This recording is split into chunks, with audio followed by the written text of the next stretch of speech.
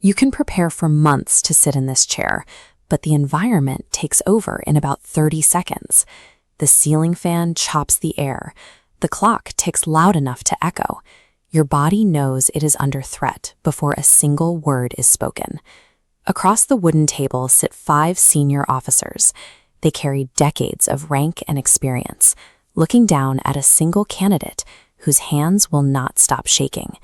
To get here, this person cleared written exams and physical fitness tests. They memorized penal codes and historical dates.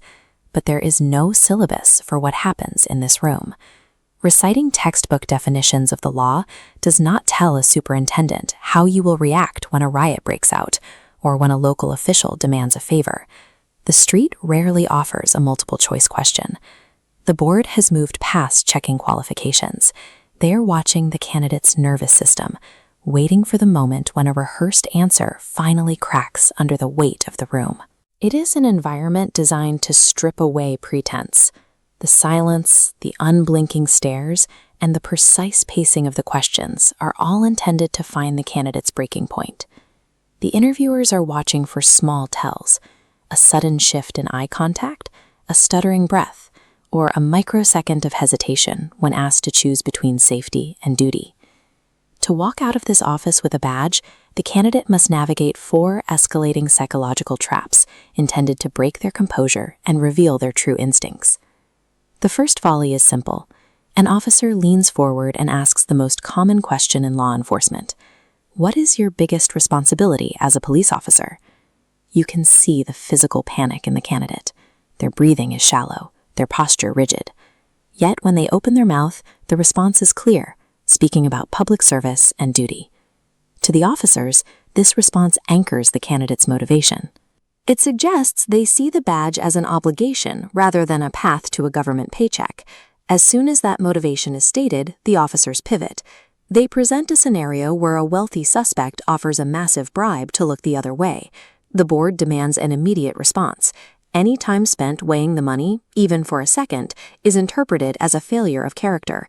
The candidate answers instantly. They state firmly that they would arrest the individual for attempting to bribe a public servant, applying the law without factoring in their own bank account. They navigate the trap by anchoring their morality to an external source, the Constitution of India. By following established legal protocol, an officer removes the burden of personal judgment. The law makes the decision so the individual doesn't have to. In these high-stakes scenarios, the candidate survives by substituting their own impulses for the established legal code. Then comes the apex of the interview. The SP rank officer leans in, locks eyes with the candidate, and asks how they will handle severe political pressure from the highest levels of government. For civil servants in India, this is a dangerous reality. A wrong move here can mean sudden transfers, derailed careers, or targeted harassment. The candidate answers by refusing to engage with the politics. They state that every action they take will be documented and based on empirical evidence, regardless of who is asking.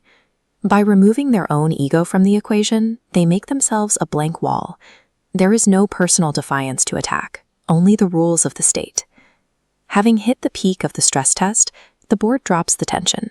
They sit back and casually ask the candidate what they plan to do if their name is not on the final selection list. The shift in the room is visible. The candidate's shoulders drop. A slight, tired smile appears as they promise to go back to their books, correct their mistakes, and try again. The officers are watching for resentment. They want to see if the candidate can accept a hypothetical defeat while maintaining their professional composure. Making it through this gauntlet proves the candidate can endure direct threats without losing their grip on logic and procedure.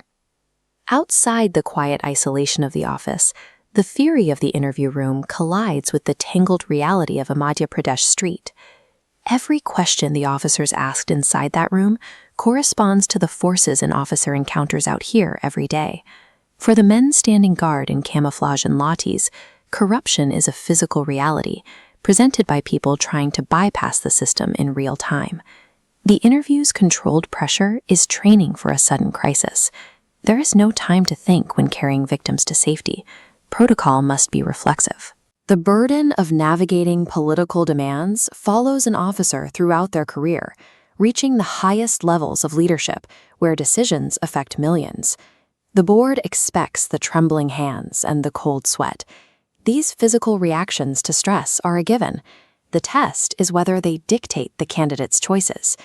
Courage in this context isn't a lack of fear, it is a management of it. Ultimately, the test is about making the choice to uphold the law while feeling the weight of every pressure designed to break it.